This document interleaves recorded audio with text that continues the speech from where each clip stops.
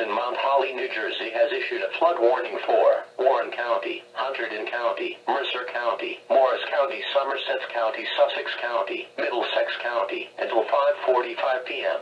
At 11:47 a.m., numerous small streams in the area were still running high from yesterday's rain. In addition, poor drainage flooding continues in spots.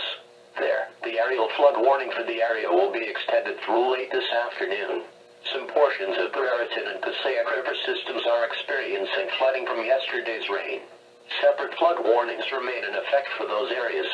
A flood warning means that flooding is imminent or has been reported.